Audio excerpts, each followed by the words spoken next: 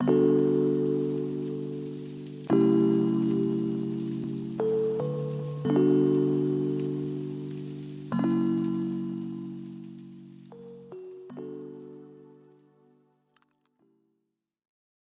tells us that when people suffer from a mental health crisis, the first person they turn to help is not a physician, a psychiatrist, or a social worker, but so often it's a pastor, a priest, or a minister. Unfortunately, many church leaders are not trained to recognize mental illness and don't know when to refer someone to a professional if they do. And so, how can we think about this or talk about this better? And then, how can we think about mental illness and spiritual issues together rather than being in competition with each other? This is the Embodied Faith podcast with Jeff and Sid Holzclaw, where we are exploring a neuroscience informed spiritual formation and produced by Grassroots Christianity, which is seeking to grow faith for everyday people. Today, we're very excited to have Matthew Stanford on the show with us. He is the CEO of the Hope and Healing Center and Institute in Houston, Texas. He's also an adjunct professor of psychiatry at Baylor College of Medicine. And he loves to research the role of faith communities in mental health care. He's written numerous books. One is Grace for the Afflicted. He's also written, which I have not read, but I just saw today. I was like, that is an interesting book. It's a book called The Biology of Sin. And then most recently, he has written Madness and Grace, Practical Guide for Pastoral Care and Serious Mental Illness. Dr. Stanford, thank you so much for being on the show with us today. I'm glad to be here. Thanks for inviting me. Absolutely. Well, so just to start off, you see, and I'd love to have you kind of explain this a little bit, but you see ministering to those who are struggling with mental illness as part of fulfilling the Great Commission. And it's what gave birth to your Hope and Healing Center out of a local church there. Why do you feel this is so important and that it's like you view it as part of the Great Commission, is caring for those with mental illness? Well, I think that it is the problem of our generation, of our time, is mental health. I mean, it cuts through everything that we are as a society, educational system, criminal justice system, our economy. Everything is affected, and we are in a significant mental health crisis. It's also something that the systems that we've set up, in the kind of the society, have not been able to deal with effectively, and they never have been able. The majority of people don't receive care that have these problems. And then, as you said, people are more likely to go to a clergy. And that's been true for, almost 100 years, where the data's been, people are more likely to go to a clergy before they go to a mental health care provider or a physician when they have these problems. So if they're, in some sense, it's almost the reverse Great Commission, in the sense that, Jesus told us as we're going, make disciples, and he sent us out. Really, what the data shows is that we just have to kind of be at the church and they show up.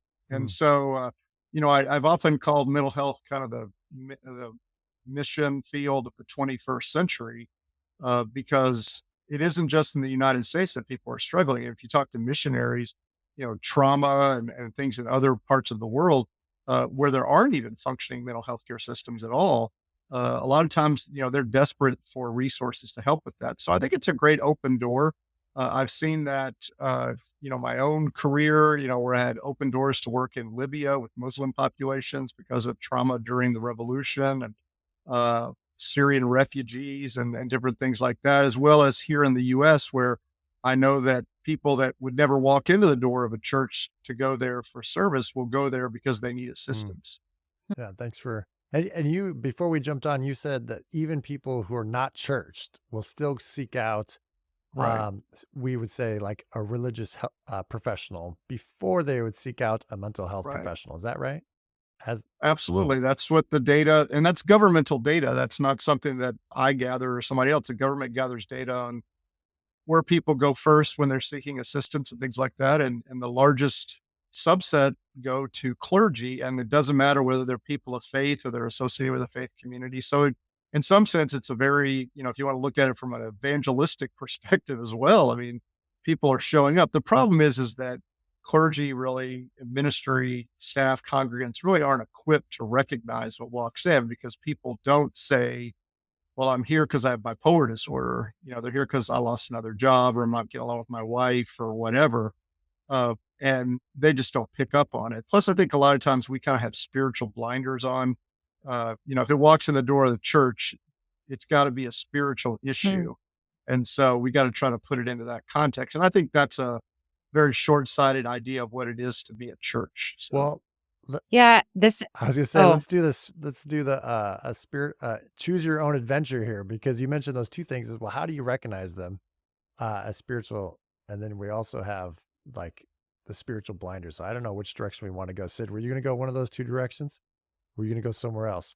mm, no, it was kind of I was just gonna ask a Okay, go different ahead, and we'll get question. back to those 2. So yeah, my question is just that, I think a lot of times we are taught, stay in your own lane, right? Of, you do the things that you're equipped to do and you stay away from the things that other professionals are equipped to do. And so, as pastors, I think there's a lot of, thought of, oh, well, this isn't my area of expertise. I have no business, sort of quote, dabbling in mental health. And I can't diagnose mental health issues. That's not what I'm, trained to do. So I'm just curious what you would say to, how do you speak to that dilemma that maybe some right. church leaders have? Well, I think, and I agree. I think that there's no, I would never tell a pastor or a minister or a congregant that they needed to be a counselor or a psychiatrist at the professional level. But the reality is the church is a body. That's how God made it, and it would be hard. You'd be hard pressed to find a congregation that wasn't equipped for just about anything.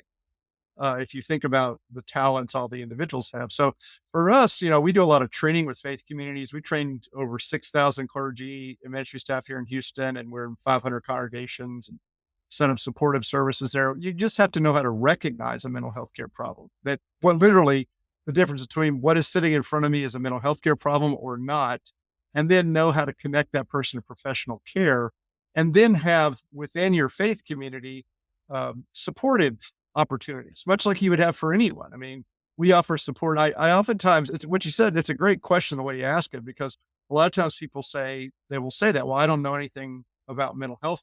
But I say, you know what? You don't know anything about cancer either. And if someone showed up and they said they had cancer, you would be all over that to Right. support them. You'd pray for them. You'd bring, any church in America, they're going to bring you a bunch of casseroles. I mean, it's like that.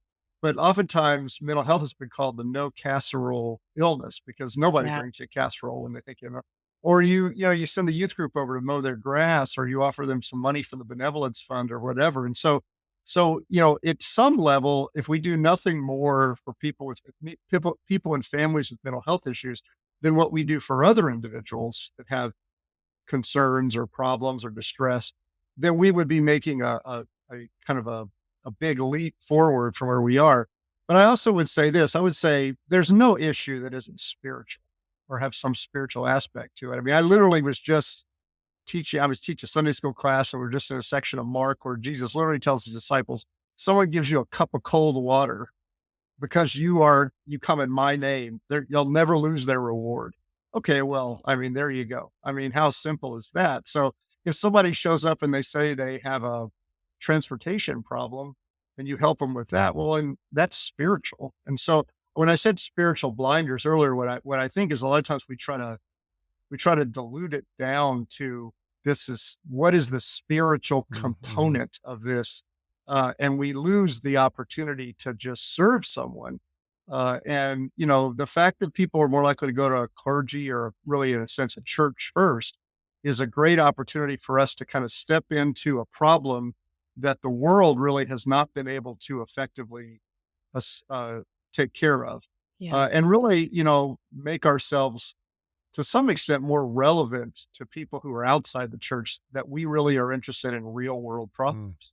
that's so important. I think that the spiritual blinders or, what you were kinda calling it, like, how do we approach this issue as a spiritual issue or not? Like, you wrote a whole book called The Biology of Sin. It seems like you were trying to answer that a little bit because on the one hand, you could get the really strong, like, church a certain segment of the church that's like, everything is a spiritual issue, and by that, we mean a sin issue, and people, Right. need to confess and repent of their sin. And then whatever is, quote, thought to be a mental health issue or what any other issue in their life will start getting cleared up.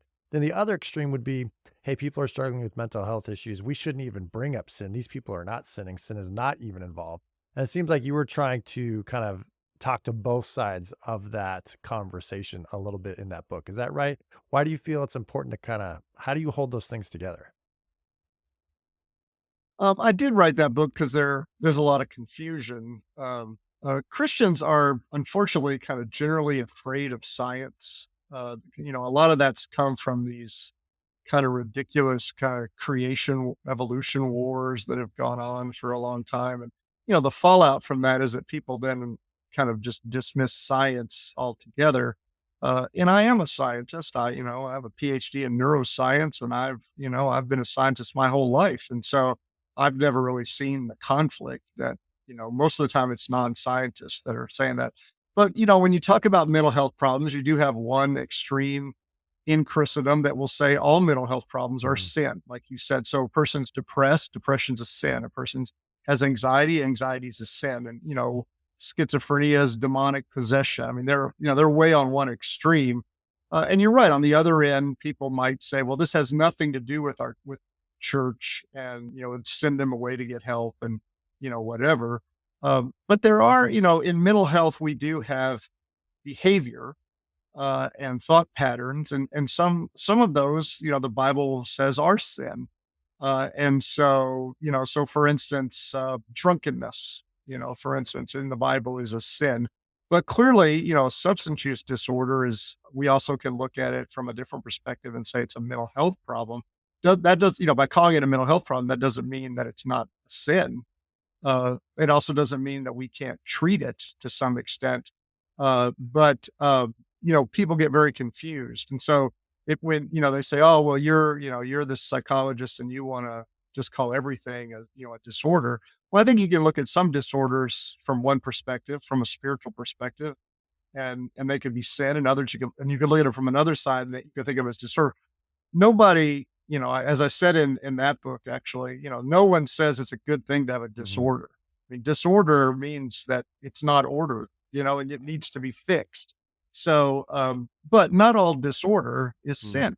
And Yeah. so now, at another level, and we don't want to get too theological right I now, but do. at another level, all disorder, all disorder is the result Right. of sin.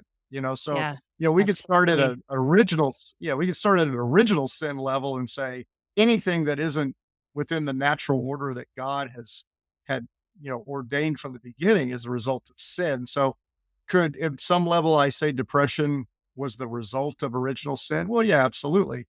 Is it a sin to have depression? Well, no, I don't think it is. And so, so I did write that book, and each chapter is basically a behavior that the Bible says is sinful, but from which but which science has found that there's a biological, some basis for. And, again, all behavior has a biological basis. And so I don't, I literally was just speaking at a conference last week. And I was speaking at that conference on mental health training for Mm. churches. And when I finished that workshop, a lady, this was not something I talked about. She literally walked up and she said, "Do you think homosexuality has a biological basis?" I mean, that literally was, she just walked up and asked me that. That wasn't even what I was talking about. And I said, "Well, I think all sexuality has a biological basis. I know mine does, and so, I mean, that's how God made us. That has nothing to do with whether it's a sin or not. It just has to do with God made us biological, and He also made us to have a spiritual aspect to us, or a very complex unity of those. And so, I think a lot of times we just kind of deny, like people would say, well, if it's biological, that means it's not your choice. Well, I mean, I was born a sinner. I didn't choose to sin. I am a sinner. I was born that way. I was born in sin. And so, I sin because I'm a sinner. And now, that I came to faith, in the spiritual sense, I'm righteous, but my biology is still Mm. broken. So, That's I mean, right.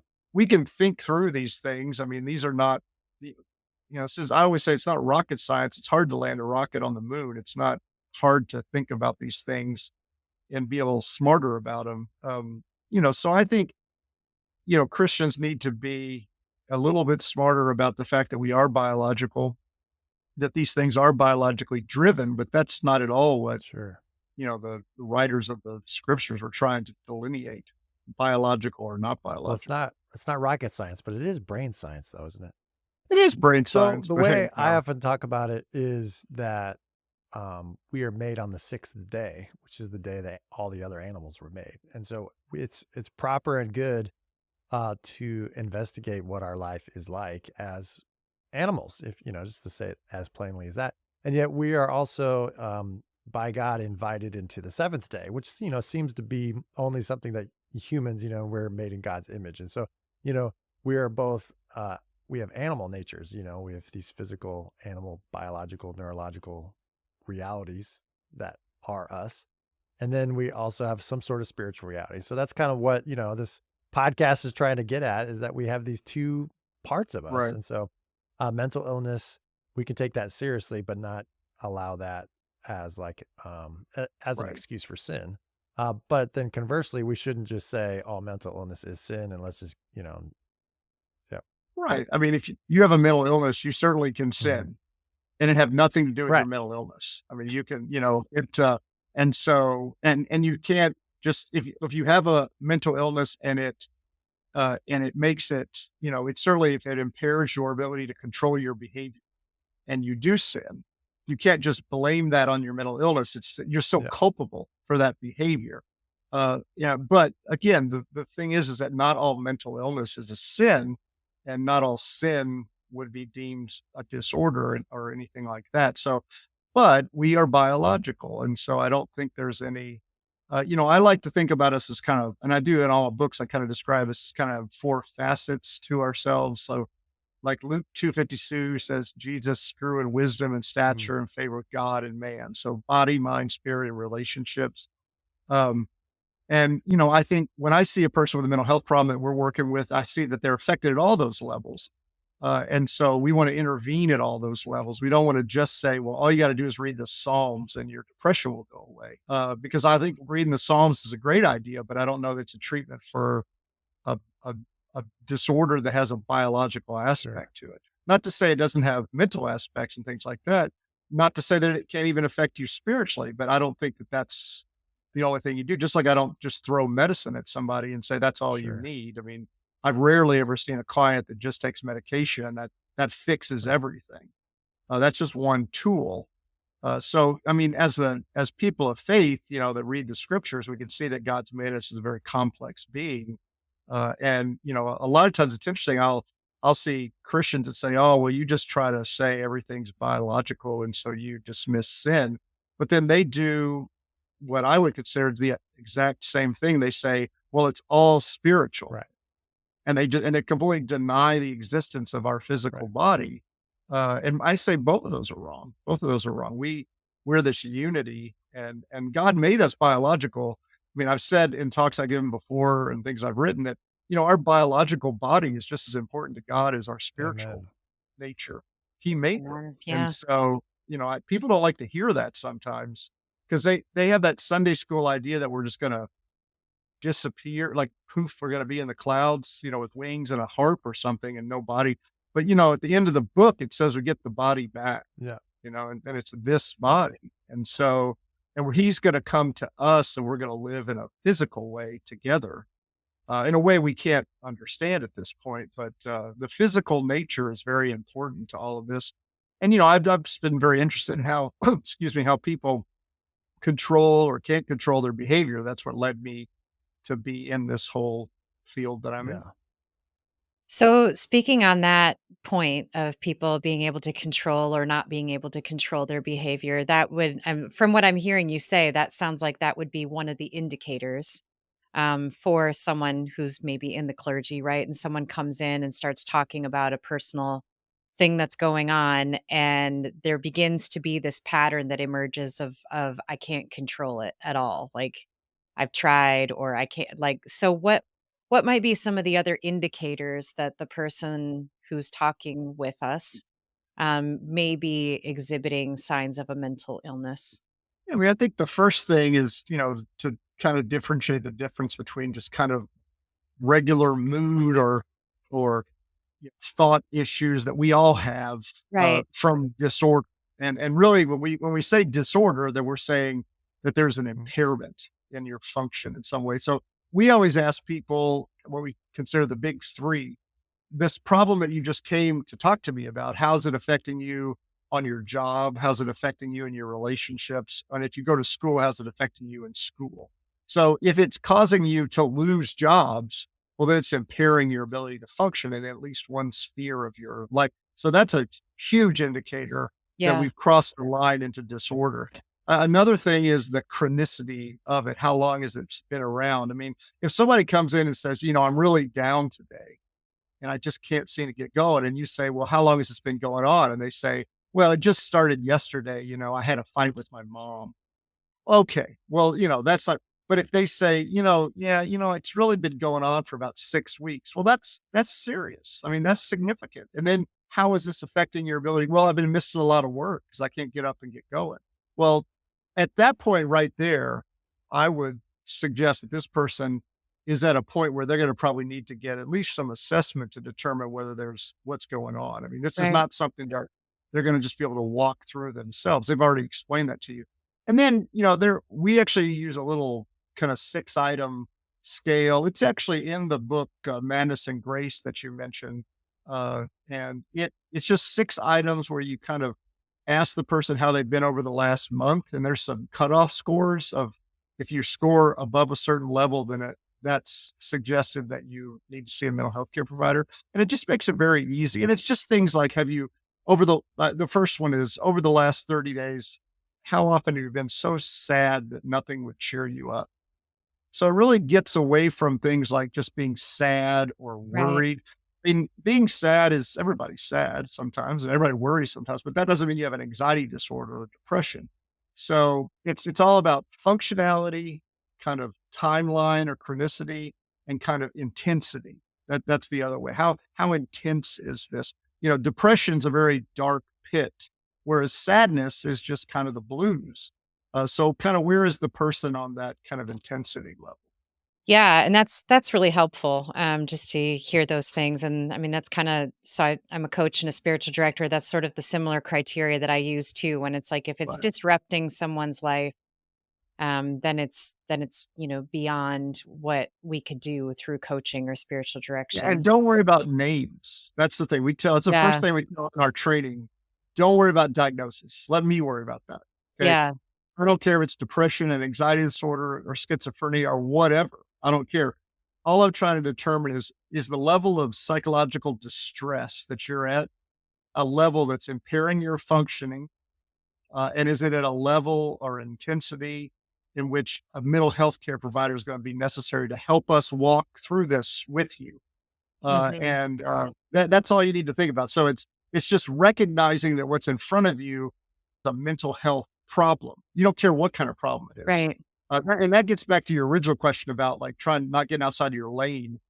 Is that it's like, okay, well, now that's outside my pay grade. Okay, now I need to have some vetted providers that I feel comfortable working with that I can connect this person to, and then we can all work together to help move them forward. okay, so then my next question is, because this has happened to me several times, what happens when your vetted providers are not accepting any new clients?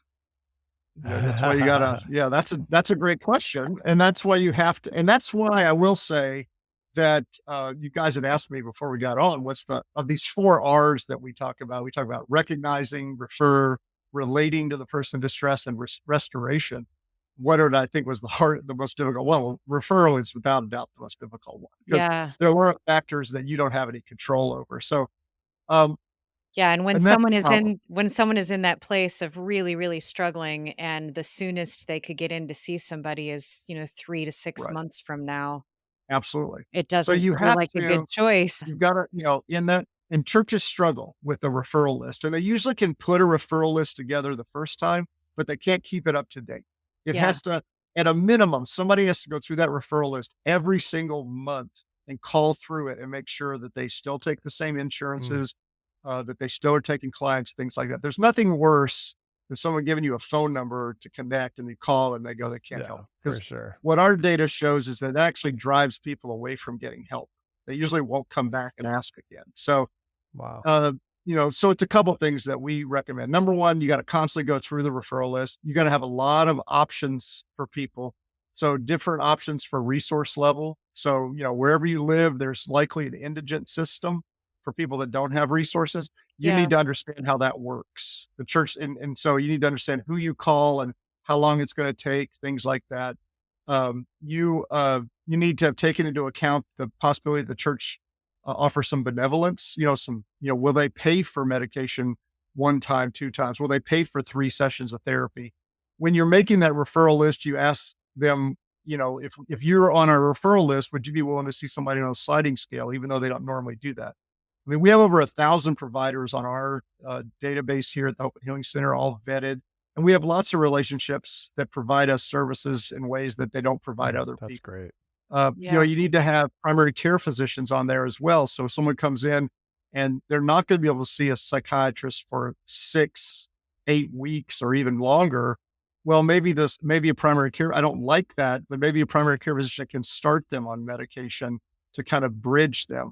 And so, those types of things where you're trying to give people a lot of different options. And then on top of all of that, that's where the restoration part of the 4 R's comes in, where you actually have something at the faith community where people can connect immediately, be that support groups or mental health coaches or some level of kind of supportive service that they can access for nothing immediately, that has been shown to be helpful in the management of their illness. And that way, it doesn't ever seem to someone like you're sending them away to get better. Yeah. We always talk about bringing somebody in to help us help you. And That's so, great. but you're right. There can be a significant wait time, and the better that referral list is, the the the better it is for you as far as connecting them. The other thing, one of the few good things that came out of the pandemic, if you can imagine anything good came out of it, is that most providers now provide some level of virtual service. And so, so you guys are in Grand Rapids, and so really anywhere in the state of Michigan is an option for you. Yeah. And so, is the church could provide a portal where the person or an iPad where the person could sit and get their care right there, but they're connected to somebody that's in, halfway across the state. In Texas, that's even bigger because the state's so enormous. It gives us even more providers to connect with. And so that's another thing that churches should take into account. It doesn't have to be an in-person. Maybe the church can just set up the option for them to connect virtually, to get their services moving forward. So good. Thank you for that. That's a great idea. Just because I think a lot of times we get stuck like, well, who's the person in town that we can refer these people to? Right. But really, and part of it's the credentialing. So that's why you Yeah. said in Michigan, because a lot of the credentialing isn't always across states. Right. You Right. can't usually go across states, although there are some states that have reciprocity. So they Right. do allow, and I don't know if Michigan is one of them. I know Texas is, and Texas doesn't allow any, which Yeah. is horrible. But you can, the whole state of, I mean, think about that. You go from, Matt, if you're in in a faith community, you guys are at least in a large Right. city. Imagine you're in a very Right. rural area. Well, that's your win, is now Yeah. you can sample from the entire state of Michigan. And maybe you're looking for a Christian counselor. Okay. A lot of people call and they go, well, I want to go see a Christian counselor. Okay. Well, maybe you don't have any Right. in your town, but maybe there's 50 across the state of Michigan. And now if they have virtual services, then you have an opportunity. So I think that is a good opportunity, and really requires nothing more than an iPad. Well, so you mentioned the recognition, although I felt like we could spend a whole 20 minutes or more on the Oh yeah, recognition. it really isn't as hard as people think it is. That's the thing, because it really is. It's a It black is and or white isn't thing. as hard. Is this mental health or not? Yeah. That's it. That's all you're Yeah. trying to do. If you get beyond that, then you're off on a tangent. And yeah, you know what? I can teach you lots of different criteria and diagnosis and all that, but it's meaningless to you because you're never Right. going to do that. Right. So why would you even need to know that? And it confuses Mhm. people too. Mm. So then, so hopefully someone is being referred is getting some sort of care. How then do we nurture relationships, whether they're amongst family members or within the church, like say in a small group or a youth group or something like that? How do you continue to kind of walk with people in the midst of pursuing like a common spiritual life? Like, how do we keep that spiritual? Because I Right. found, and I know pastors who, if once they do make the referral, then it's kind of like they feel like, oh, well, I can't like tend to their spiritual life because the doctor or people in a small group will feel that way too. Like, oh, we can't bring that up because so we'll just kind of pretend that's not happening in their life. Like, this is how people feel stigmatized, and then it just kind of snowballs into not being in Right. community. So how can you encourage people to kind of walk alongside them? Like, how can they do that better? Right. And what you're describing, I mean, I hear that all the time, and, like I've had families come to me and say, well, we shared that our 28-year-old son had a psychotic break and he was in a psychiatric hospital. And that's the last time anyone ever said his Yeah. name to us. Like, Wow. and then when you ask people why, they go, well, we didn't know Yeah. what to say. Well, again, I don't know what to say about cancer, but I've been in lots of small groups and like every single week they want to know how your treatment's going and can we pray for you? And I mean, so it's there is the stigma. So first thing I would say is I think since we know these individuals are showing up at churches and faith communities are a great place for support and care and God's teeing this up for us. I think that the pastor and the ministry staff, they have to start the conversation. I mean, they have to make sure that we are, that these things are part of our teaching that we are having discussions about mental health issues and how the church can be involved from the pulpit. I think I think the low hanging fruit for any faith community is some support groups. Have some support groups at your faith community. A lot of organizations, all they want is you to provide a space for the group to meet, and they'll actually they'll send a facilitator. Like AAs are like that, or even NAMI sets up National Alliance for the Mentally Ill. They send, so if you don't want to set up your own support groups, there's plenty of ones where they'll, you just open up the when you do that, what you're saying is the faith this our faith community is a safe place for people with these problems to come and get support. And so set those up where people can come and make sure you offer family groups, like a group where the caregiver is supported. I mean, that's one of the things we really Yeah. encourage, one of the first groups. And then now you're that's the people who are always forgotten are the Yeah. family members. I mean, Right. mental illness doesn't just affect the person with mental illness. It's like a bomb going off in the family. Beyond that, I think that, it's important that those groups are looked at as, I like to say they're season of life groups, and so, if you're in, like, we have a group called Minds Transform, which is a faith based group for people who have a mental illness. Okay. And so it's been demonstrated to reduce symptoms and increase spiritual growth. Well, if I go to that faith community and I'm in that group, the faith community shouldn't also be telling me that I need to be in a Mm. small group. That is my small group. Yeah. And that should be listed along with all the groups. So, a lot of times I've seen, like, I open up a bulletin in a church and on one side, they've got all the support groups listed. And on the other side, they've got all the small groups listed. You know what I'm And talking it's about? Like the basically home just groups. like And basically what you that have has is like, young.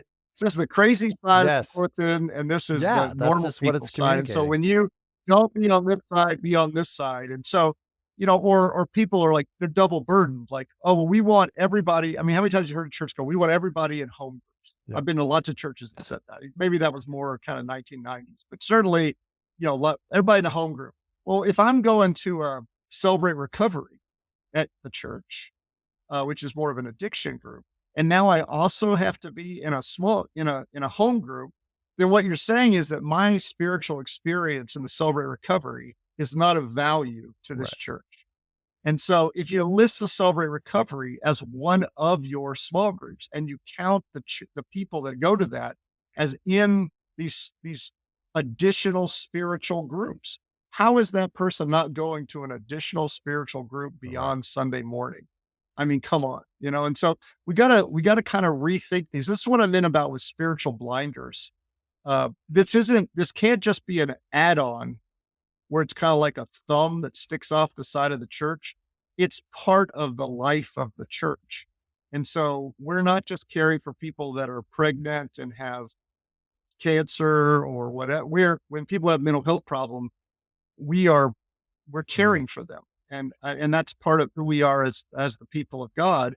And we have support and services and care for them, just like we have that for everyone Yeah. else here Yeah. at our church. So good.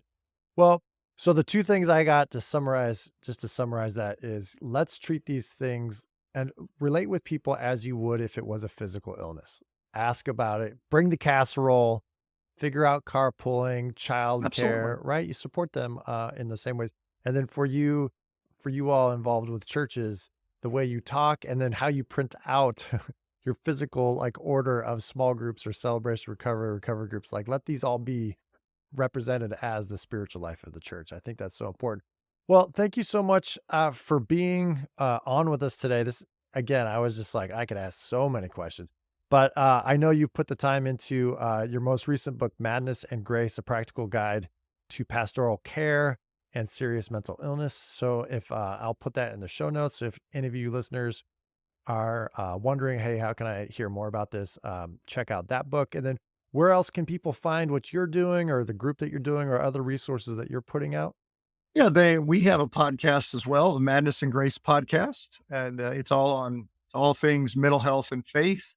That's wherever you get your podcast. And then also we have if you're interested in any of these resources or training for your faith community or your school, we do public schools and private schools. You can go to mentalhealthgateway.org, mentalhealthgateway.org, and everything is available there. All of our training is free. All of our resources are free, and they're offered both in English and in Spanish. Wow, so that's like virtual you can get those trainings online, they're not just in Yes. Texas. Now, if you're in Houston, we can do them Yeah. live. In most Yeah. places, we'll do them live. We'll do them live virtual if you want it, but they are available just on your own time online. Excellent. So Okay, that'll all great. be That's a great in the show resource, thank notes. you. Thank you so much for taking some time out to be with us. Again, he's also written Grace for the Afflicted, a clinical and biblical perspective on mental illness. And that spends a little bit more time going into not all the diagnostic stuff, but you do talk about like bipolar and Right. IDI. And I'm talking about, yeah, each chapter is like a yeah, different illness. And then there's a book called Grace for the Children, which is children's disorders. And great. each chapter is a different child's disorder. So yeah, I think it's Yeah, important that we educate ourselves on these things, but don't worry about Right. diagnosing. No, for Let a sure. professional do For that. sure. Well, again, thank So you so much. This has been super helpful as we seek, a neuroscience informed spiritual formation here on the Embodied Faith podcast. You can find us on Spotify, on Apple, on Google, on all the different places. Please like and subscribe and share it. And Dr. Sanford, thank you so much for your time. thanks for having me.